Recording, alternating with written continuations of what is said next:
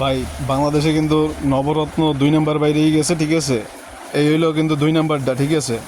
এই এই দেন দেখতে সব কিছু সিলমিল সব আছে, কিন্তু এটা হচ্ছে 2 নাম্বার। এই সালমান খানের ছবি লাগাই দিয়েছে নবরত্ন।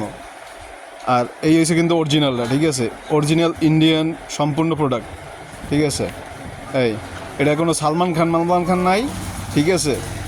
সব ভাই তেল মেল একটু বাজছে হইন্য কিনলেন নবরত্ন।